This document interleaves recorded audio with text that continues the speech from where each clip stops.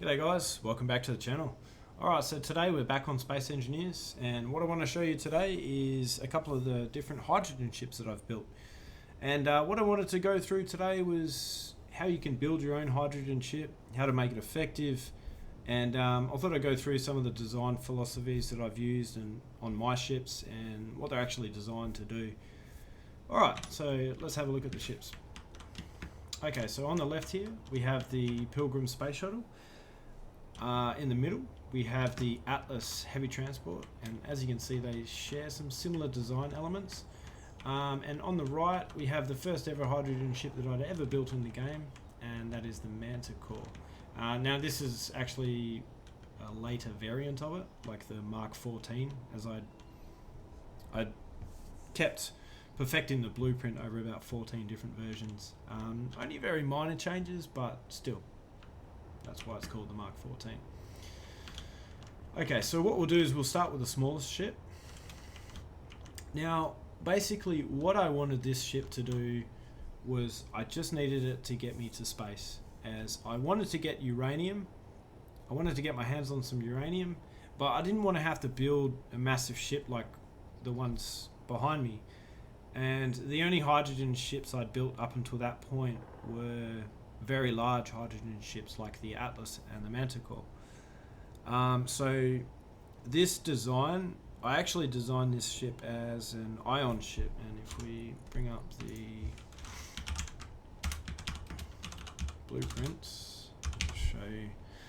So as you can see, this particular ship was originally a ion ship, and what I did is I basically stripped out the interior, put in some hydrogen tanks, hooked up some engines, and made it into a hydrogen ship. And I know it sounds kind of simple, but it kind of wasn't that simple. So one of the only issues with hydrogen is that it can be quite difficult.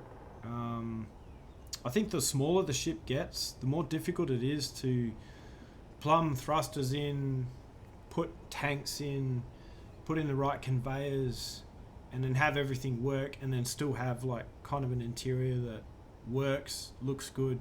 So it definitely took me a little bit longer to build this ship than it did my larger ships, in terms of figuring out the interior. So I mean, I guess it does take longer to build a ship like this, but only because of the sheer size of it. But I mean, in terms of difficulty, building a ship like this, it can actually be quite difficult. So basically this ship contains two large hydrogen tanks. It has about 10 small cargo containers, I believe. And it also has about 2 small hydrogen tanks as well as O2 H2 generators. It has a full refinery. It has a full assembler. And it does have a med bay and everything like that. So I'll just give you a quick tour of the ship. So on our left here, we have a crew quarters. Got ourselves a kitchen, a battery, and we even have a toilet. So as you can see, we have some cargo storage here. This is our first large hydrogen tank. We have some more cargo storage up there, and we have our second hydrogen tank there. And obviously I've tried to make this look as homely as possible. And if we move through the center of the ship, in here we have our gravity generator. We have our O2 H2 generators above us, some more cargo. So one thing I always try and do in my ships is give a lot of access to cargo. So I try and put a lot of cargo right near exits, in each individual compartment, just because it makes it easier for the ship, to fly it, interact with cargo, move things in and out of the inventory. It just makes it a lot easier. And as you can see behind here, we have a med bay, got a couple of cryopods, a med bay. And unfortunately, because of the way that this is designed, it was really difficult to add automatic doors, so I just didn't really bother with this design. As you can see, here is our full-size assembler. Wait, no, is that the refinery? Yeah, no, wait, that's the assembler. And then behind it we have the refinery. And as you can see, I'm actually able to put all of the upgrade modules on that. So that's nice. Alright, and through here, obviously we have the bridge, as says the label. This is our bridge. Now, as you can see, this is a very basic ship. So, yeah, it's very cheap to build.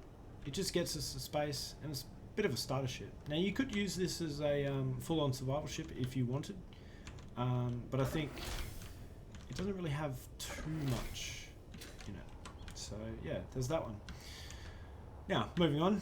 So, I know you guys have probably seen this Manticore in other episodes, although I have made a few minor changes to it. So, I did add some more thrusters on the bottom. I did add automatic doors. I changed the back end quite a lot. As you can see, I gave it more of an aggressive stance. I made it look a bit like a Formula One with these little, I don't know what you would call them. I put a lot of lights all over it. Just a lot of quality of life improvements as I went through and used this thing in my survival save. Now, this particular ship, one of the main drawbacks of this ship is that it's so darn heavy. This particular ship is made of heavy armor, and it weighs about 7.5 million kilos. And actually, I think it was about 6.5 million kilos, but whatever it weighs, the majority of the thrusters that I've put on the bottom of this thing, and I have actually put quite a lot, are required just to get the ship itself off the ground. So one of the shortcomings of that is that although the ship is well protected, it doesn't really have any room to store a lot of cargo. So I was finding that basically what I designed this ship for was to take me from Earth onto another planet and then set up another base there. But I found that I went to set up a base on Europa from my asteroid base in one of my other saves, but I found that I had to do 2 or 3 trips because this ship just didn't store enough. One large cargo container full of cargo was just not enough, and that's all this thing really has. So it sacrifices some abilities for its durability. And obviously one of those abilities is cargo space, and another ability is also its speed. It's a lot more sluggish than the Atlas, even though it looks physically smaller. It's much heavier, so it handles nowhere near as good. It requires more gyroscopes, and gyroscopes add more weight to your ship as well. And then also it needs it uses more fuel, because the amount of thrust that you need to get out of the atmosphere is a lot more than this ship here, which is made of light armor. And then obviously you have the downside of well, this particular ship, because of the way that I designed the hull, which I didn't really design very well, it's very narrow in this section here. I wasn't really able to store as many hydrogen tanks as what I would have liked. So there's only 10 hydrogen tanks in this particular ship, and 10, it's not too bad. Like, it's enough to use it as a survival ship, but I wanted more. And the other disadvantage to having a ship like this is it doesn't really have anywhere to store any other ships. Now obviously I fixed that in the Atlas, and I'll show you that in a second.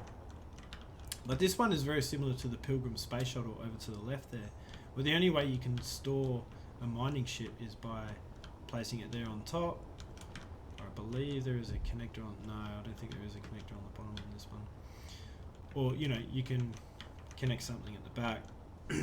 So yeah, it has quite a few limitations, but it's definitely a strong ship.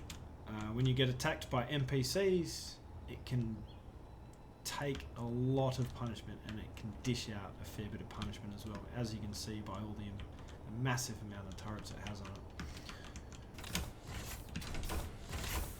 Alright, so if we have a look inside the ship, you can see just the sheer amount of conveyors that we have as well.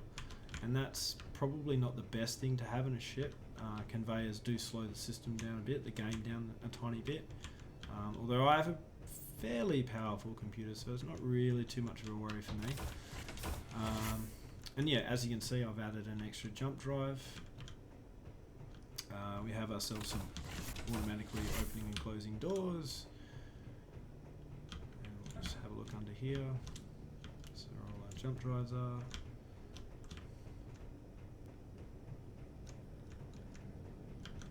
If we go over here, this is another one of the things that I added here. I added this little walkway in between so you can properly traverse the ship.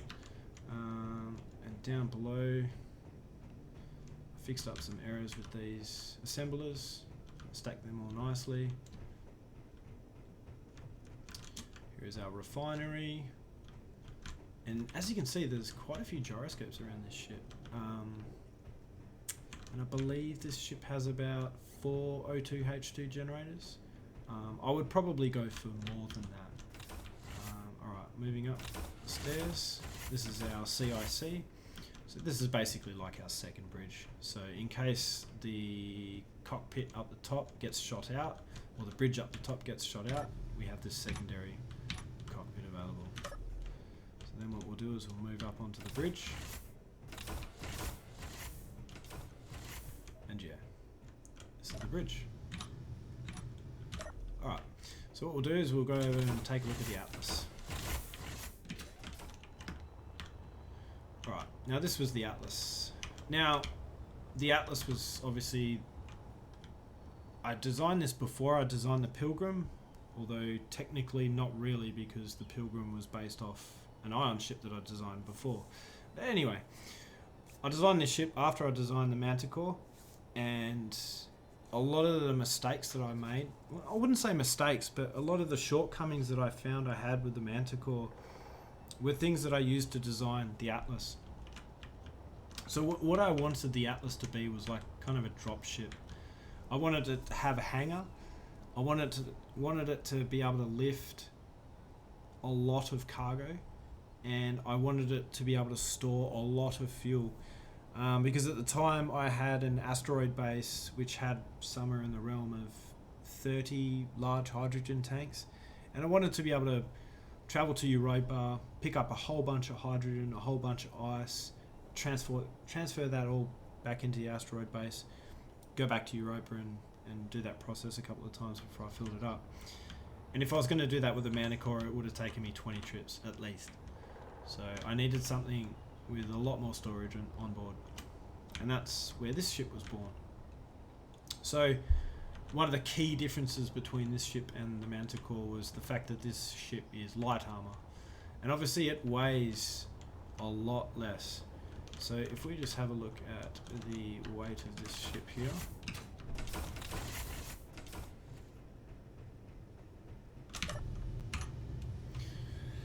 and as you can see, this particular ship only weighs 3.6 million kilos, as opposed to the 7 odd million kilos that the Manticore weighs.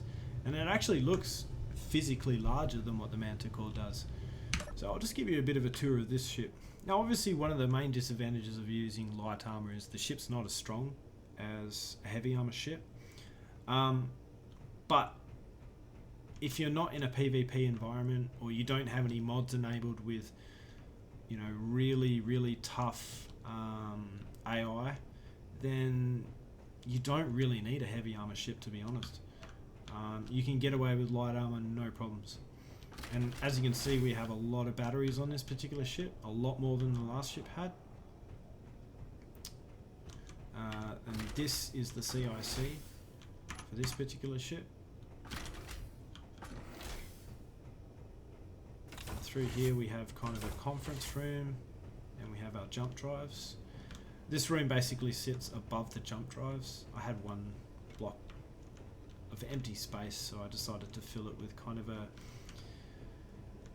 I'd say it's a bit of a conference room slash jump drive control room. So I've basically gotten 2 holographic tables here. I took a blueprint of a single jump drive, and I've basically just got a projection there to kind of simulate, I don't know, a group of engineers sitting here over and inspecting the reactors, and obviously we have all of our graphs in the background to sort of support that. And as you can see, I've put these two on the left and right as a bit of a timing change. So every 10 seconds the image changes. If we move downstairs, now this ship has about 26 large hydrogen tanks. So basically it weighs half of what the Manticore did, but it has more than double the amount of fuel storage. So this ship is much more capable in space, and it can get us much further. And as you can see on the inside of this ship, it's physically a lot larger than the other ship. Although dimensionally, in terms of width on the outside and length on the outside and height on the outside, it's actually quite similar to the Manticore, but I've utilised the space inside a lot better. And that's going to be kind of how things go for you in Space Engineers. You're going to build some pretty average things at the start, and then you're going to improve what you build, and you're going to learn from the things that you do build. And I don't like to necessarily call things mistakes, more just opportunities to learn. And there are many opportunities to learn in this game. That's for sure. Yeah. Alright, so if we have a look through here, obviously we have our large large nuclear reactor. We've got our refineries, assembler here, same on the other side. Again, these assemblers have 3 upgrade slots. The refinery has 4 full upgrade slots, and the jump drives. Actually, this is one thing I didn't mention earlier. One of the issues with having really heavy ships is that jump drives work on the principles of weight. So depending on how heavy your ship is, it will affect how far your jump drives can go. Now, this particular ship, without any cargo, it can jump about 5,500 kilometers, whereas my last ship, it could not do that because 1, it had less jump drives, and 2, it weighed significantly more. And that was another one of the shortcomings that I found with my last ship, is I wanted it to have a greater jump range. So to that end, I made it lighter and I added more jump drives. So that was one way to, well, 2 ways to definitely improve that. As you can see here, we have access to our cargo. It's a bit strange, I'm not sure what's going on there. We have a gravity generator. Now on this particular ship, I only put 1 gravity generator. I do kind of need to split them up a little bit, so that there's not overlapping gravity fields outside the ship, but for now that will do. And as you can see, this is like our cargo storage. And yeah, as you can see, the hull on this ship gives us a lot more room because of its shape. It's not as narrow as the Manticore, and it's not as thin in the middle section. So it gives us a lot more ability to do stuff in the middle of the ship. So that's definitely one thing you can do. Alright, and this is obviously kind of a mid-section. This is like the front fuel cell, I would say. Yeah, basically I didn't want to make the hangar too big. So I made the cargo section, I made the jump drive section, so I made the engineering section, then the jump drive section, then I made the cargo section, and then obviously in front of the cargo section I wanted to put the hangar, but I didn't want to take up too much space with the hangar itself, so I decided to create a small fuel storage room in here. So obviously in here we have a couple of hydrogen tanks, and then under here, if we go here, again this is some leftover space. So in here I've just utilized this space to chuck in some gyroscopes.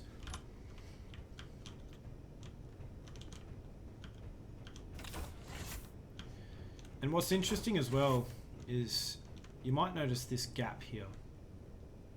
So, and the absence of air vents up in that room there, right? So what I've done is I've actually put the air vents here. So these air vents service this room here, but then they also service the room above us as well. So that's another neat feature you can do. You can kind of create two rooms, but they're not really two individual rooms. They're still kind of connected in a way, but they're two separate spaces. So that's another thing that you can do to create an interesting interior and utilize your space effectively.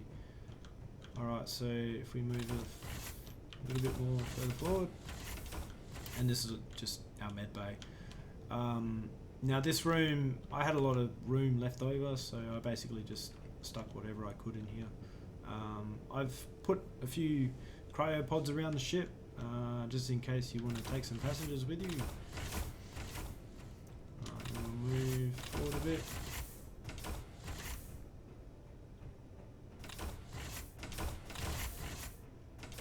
Cool.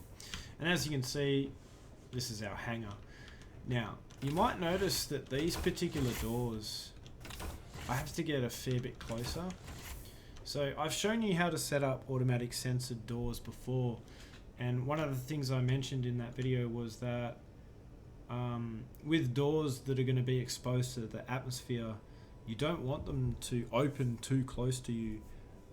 You actually want to leave a gap in this doorway here for your character to stand while the door closes behind you and before the one in front of you opens, because otherwise you're going to depressurize this entire area and you're going to use up a lot of oxygen repressurizing it, and if you do that over and over and over again, it's going to start affecting your oxygen supplies and obviously your ice consumption as well. So as you can see, I'm standing in the middle and that door has closed behind me, and we need to get a fair bit further forward for it to open, and that's what we want. Alright, so as you can see, so again, in here, these ships are designed to fit in here.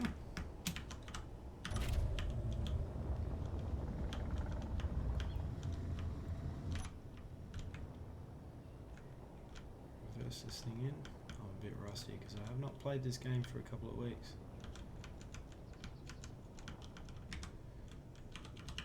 That's right, tilt.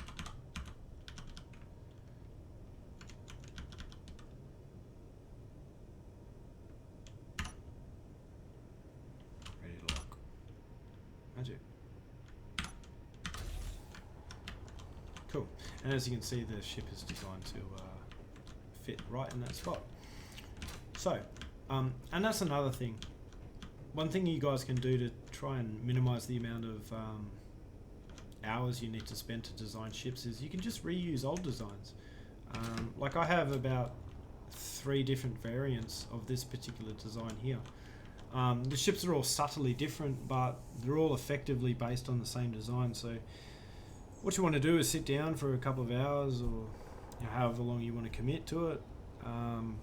Design something out, flesh something out that's workable, has enough thrusters in all directions, has the amount of cargo storage that you want, does the job that you want, and then basically build off that design to do different things if you want. Strip the interior out, put new stuff in, make an ion ship out of it. There are a lot of things you can do. And this particular ship here, the Atlas, I could turn that into an ion ship and make it a space-only ship. And I could use all of the space that the hydrogen tanks took up for something else. You could turn it into a way bigger, you could make it have a way bigger hangar. Up the front here, we could cut out the center. There's many different possibilities you could do with ships. So yeah, that's basically my journey with all my ships. And I thought I'd take you guys through that process on what my thoughts were when I was designing each ship and what they were actually designed for, and some of the mistakes I made along the way.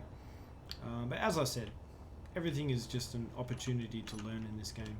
So don't get too disheartened if something works. or if something doesn't work the first time you design it, if it doesn't work, then you know you've learned something. You've learned that you can't do that next time, obviously, and that is something useful. So obviously you need to take the useful part of that away and go off and design something better. I'm not sure if I mentioned this before, but all 3 of these ships will be available on the workshop. They already are available on the workshop, actually. I built them some time ago. So if you guys want to download them, have a look for yourself. There's many other designs there. There's a couple of rovers, a couple of mining ships, a fighter, a couple of other little bits and pieces to help you get started in the game. So yeah, definitely check out my workshop. Anyway, thanks for watching, guys, and I hope to see you in the next video. And definitely consider liking and subscribing, as that really helps me out. Alright guys, I hope to see you in the next video. See ya.